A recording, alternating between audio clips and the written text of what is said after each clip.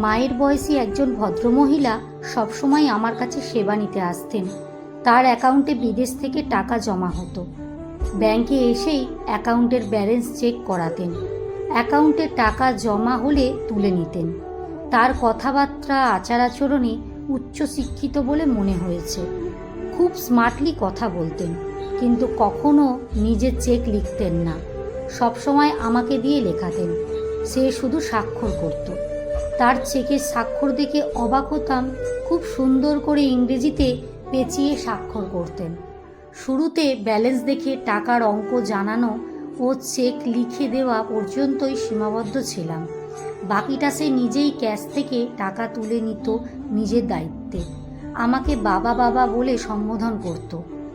আমি তাকে ম্যাম বা ম্যাডাম বললে ক্ষেপে যেত এবং বলতো, এসব বিদেশি ধার করার শব্দ শুনতে আমার ভালো লাগে না, কেমন যেন পরপর মনে হয়।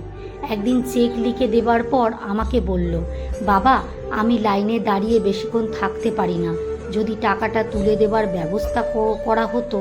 সেদিন থেকে আমি নিজে অথবা কোনো পিয়নের মাধ্যমে তাকে বসিয়েই সেই ব্যবস্থা করে দিতাম।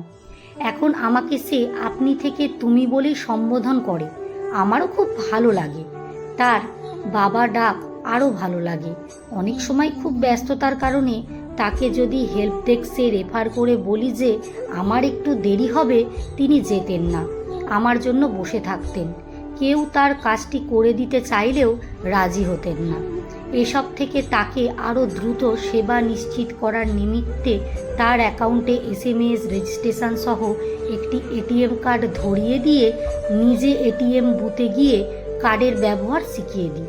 তাকে বলি যে অ্যাকাউন্টে টাকা জমা হলে আপনি মোবাইলের মেসেজ পাবেন এবং 24 ঘন্টা ব্যাংকে না এসে ATM বুথ থেকে টাকা তুলতে পারবেন। এসবের পরেই তিনি অফিসে আসলেন। আমি তখন হেসে দিয়ে বললাম, SMS দিয়ে টাকা তুলতে পারেননি? সে বলল, বাবা, কার্ড ভুলে বাসায় রেখে এসেছি।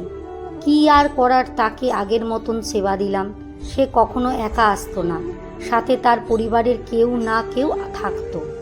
তারা আমার দিকে তাকিয়ে নিজেদের মধ্যে কিছু একটা আলোচনা করত, অনুমান করতাম। হঠাৎ একদিন সে আসার পর আমার মনের মধ্যে কেন যেন একটা কৌতূহল জাগলো যে এত অফিসার থাকতে সে শুধু আমার কাছে আসে কেন, বা তাকে ATM কার্ড দেওয়ার পরও কেন বুথে না গিয়ে ব্যাংকে আসে। এতদিন বিষয়টি নিয়ে স্বাভাবিকই ছিলাম এবং পেশাদার ভাবই ছিল। তাকে আজ সেবা দেওয়ার আগে বললাম, যেহেতু আপনি আমাকে বাবা বলে সম্বোধন করেন, আমি ছেলে হিসাবে একটা বিষয় জানতে পারি? সে বলল, কোনো সমস্যা নেই বাবা, সব বিষয়ই তোমাকে বলতে পারি। এখন কোনো বিষয়টা জানতে চাও? আমি বললাম, এত অফিসার থাকতে আপনি আমার কাছেই আসেন এবং ATM কার্ড করে দিলাম, সেটার ব্যবহার করেন না। আমি নিশ্চিত আপনি শিক্ষিত, তারপরেও চেক লিখেন না। সে একটা দীর্ঘশ্বাস ছেড়ে বলল, আমিও তোমাকে একথা বলবার ফুসরত খুঁজছিলাম, কিন্তু বাবা, তোমার এতই পেশাদার যে ব্যক্তিগত কোনো কথা বলার মতন মুড তোমাদের নেই। আজ তাহলে বলি, আমি একজন অবসরপ্রাপ্ত শিক্ষিকা। আমার একটিমাত্র ছেলে ও 2 মেয়ে। আমার ছেলেটা স্কলারশিপ পেয়ে বিদেশে পড়াশোনা শেষ করে চাকরি করে। আমার অ্যাকাউন্টে সেই ছেলেই টাকা পাঠায় হাত খরচের জন্য। একবার ছুটিতে দেশে এসে বিয়ে করে চলে গেছে। আমার একটি নাতিও আছে। আজ অনেক বছর হয় ছেলেকে দেখি না। তুমি বিশ্বাস করবে কি না বাবা জানি না, তোমার চেহারা হুবহু আমার সেই ছেলের মতন।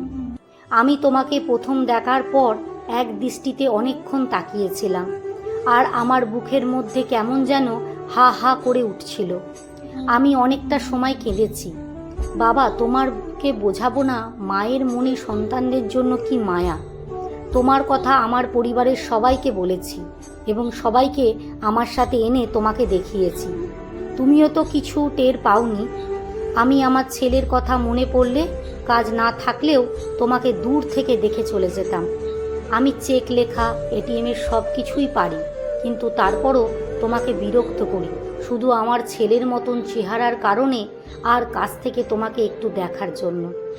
জানি না আমার ছেলেকে আর কবে দেখতে পারবো, তবে তোমাকে দেখে একটু সান্ত্বনা পাওয়া ছাড়া আর কিছুই না। আমার কোনো কিছুরই অভাব নেই, তারপরও আমি কেন যেন বড় দুঃখী। আমার মন হয় মাঝে মাঝে যদি ডাল ভাত খেয়েও দিন পার করা যেত, তারপরও ওই ছেলেটা আমার কাছে থাকলে আমার মনে কোনো কষ্ট থাকতো না। তার চোখ ছলছল করে পানি গড়িয়ে পড়ছে, অনেকটা শিশুর মতন ফুপিয়ে কাঁদছিল। আমি অনেকটা বাকরুদ্ধ হয়ে গেলাম, তাকে সান্ত্বনা দেওয়ার ভাষা হারিয়ে ফেলেছি। নিজেকে আর ধরে রাখতে পারলাম না, চোখের কোনো জলের প্রস্রবণ। শুধু বললাম, মা, আমিও আজ থেকে আপনার দ্বিতীয় ছেলে। আমার মুখে মা ডাক শোনার পর তার চেহারা চাঁদের মতন উজ্জ্বল হয়ে গেল। দ্বিতীয় ছেলে, সুরেশ করিম। পাঠে অঞ্জু বিশ্বাস। ভিডিওটি ভালো লাগলে একটু লাইক, কমেন্ট, শেয়ার করতে